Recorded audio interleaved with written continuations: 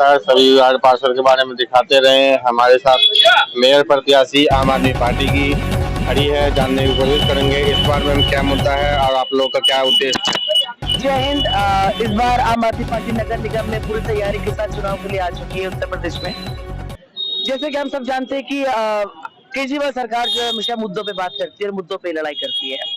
इस बार जो मुद्दे लेके हम उत्तर प्रदेश में चुनाव लड़ रहे हैं वो है वाटर टैक्स माफ और हाउस टैक्स हाफ, जिसकी मुझे लगता है कि जनता को बहुत जरूरत है। सरकार ने इस बार भी हाउस टैक्स में 3 गुना बढ़ोतरी करके पहले से परेशान जनता के ऊपर और एक महंगाई की मार मारी है। समाजवादी पार्टी हो मैम या बीजेपी हो, यहाँ पे आवारा पशु बहुत ज्यादा घूमते हैं। गौ माता के नाम पे बीजेपी लगातार धंधा करती है, वोट बैंक बनाती है, लेकिन गौ माता पूरे दिन घूमती है, सांड वगैरह लोगों को परेशान करते हैं, घर मकान तोड़ देते हैं और कितने लोगों की मौत भी हो चुकी है। जी हाँ, ये आप बिल्कुल सच कह रहे हैं कि आए दिन पेपर में हम ये खबरें पढ़ते हैं। कभी 5 साल के बच्चे को कुत्तों ने नोच के खा लिया, कभी किसी बुजुर्ग को गाय या बैल ने अपने सींग उठा के पटक दिया। ये समस्या जो है मुझे लगता है दिन पर दिन बढ़ती भी जा रही है, क्योंकि इनके पास बीजेपी की सरकार के पास वो जिनके नाम पे धर्म की राजनीति करते हैं, उन्हीं बेजुबान पशुओं को चाहे आप भगवान के रूप में देखें चाहे श्रद्धा के रूप में देखें, उनका इस्तेमाल सिर्फ वोट बैंक के लिए करते हैं। मुझे लगता है कि इन पशुओं को एक शेल्टर की जरूरत है। अगर सरकार प्लान करे तो शहर के बाहर कहीं दूर दराज इनको पालन केंद्र बनाए जा सकते हैं, इनके साथ लोगों को रोजगार दिया जा सकता है। वो लोग जो किसानी में और नुकसान होने पे, एमएसपी मार पड़ने पे उनके घर परिवार नहीं चल पा रहे हैं, इस तरह का एक सुनिश्चित कार्यक्रम करके उन जानवरों को उस जगह पे शिफ्ट करके, ना कि उनको कसाई के हाथ सौंप के, उनको वहां पे शिफ्ट करके लोगों को उनकी एक जिम्मेदारी देके और एक रोजगार भी हम पनप सकते हैं और ऐसे जानवरों को एक अच्छा मुहैया भी करा सकते हैं। आम आदमी की सरकार मैम दिल्ली में और पंजाब में लगातार काम कर रही है और उनका नया नारा है हाउस टैक्स जो है हाफ और वाटर माफ। क्या संकेत है? देखिए, जो दिल्ली में सरकार हमारी चल रही, दिल्ली और पंजाब में, तो वो सरकार काम करने वाली सरकार है। हमारे जितने भी ब्यूरोक्रेट्स हैं, जितने भी हमारे वहाँ पे काम करने वाले कर्मचारी हैं, वो लगातार इन स्कूलों पर काम करते हैं कि किस तरह से हम अपनी जनता को फायदा पहुंचा सकें, क्योंकि जनता अपनी बहुत गाड़ी कमाई का एक टैक्स सरकार को देती है, तो उसका सदुपयोग भी होना चाहिए। यूपी की जनता जो कि मुझे लगता है एक बहुत कम परसेंटेज है, जिसको हम अपर क्लास कह सकते हैं, ज्यादातर लोग रेडी पटरी वाले हैं या फिर वो बहुत मिडिल क्लास जॉब में है, जैसे क्लर्कल जॉब्स में है, किसी के अंडर में है या फिर टेंडरीज में काम करते हैं।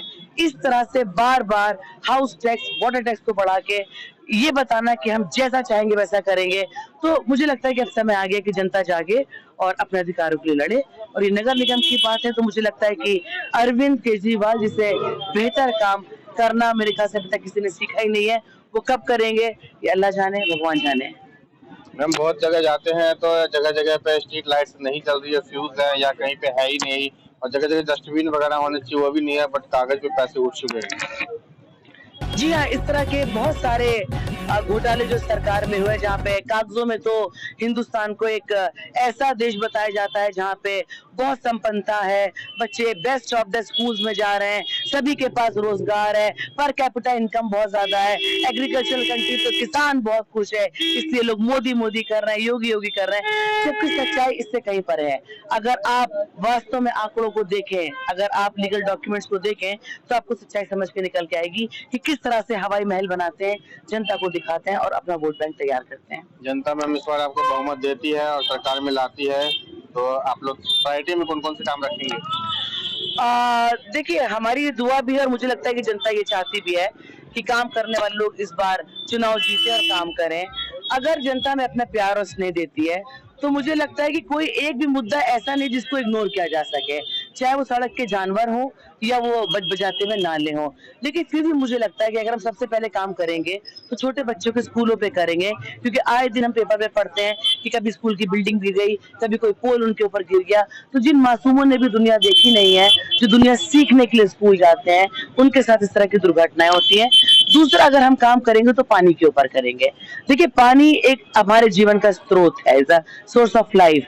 अगर पानी अपने देश में, अपने घर में जो नदियां हैं, जो इस तरह के सिस्टम बने, उनको पीने के लिए हमें 15,000 20,000 की मशीनें अपने घर में लगानी पड़ जाए, तो वो हर लोअर मिडिल क्लास के बस की बात नहीं है। क्योंकि पानी नहीं स्वच्छ है, नहीं साफ है, इसलिए मेडिकल का धंधा बहुत जोरों में पनप रहा है। इन्होंने ऑलरेडी ऐसा प्लान कर रखा है कि हम पहले तुम्हें बीमार करेंगे, फिर तुम्हें महंगी दवाइयां देंगे, फिर तुम्हें महंगे अस्पतालों में डालेंगे। तो एक ये अपने आप में बहुत बड़ा स्कैम बीजेपी चला रही है। तो मुझे लगता है कि अगर हम पानी से शुरुआत करेंगे तो थोड़ा सा मेडिकल पे खर्चा लोगों का कम होगा और मुझे लगता है कि लाइफ स्पैन भी लोगों का बढ़ेगा।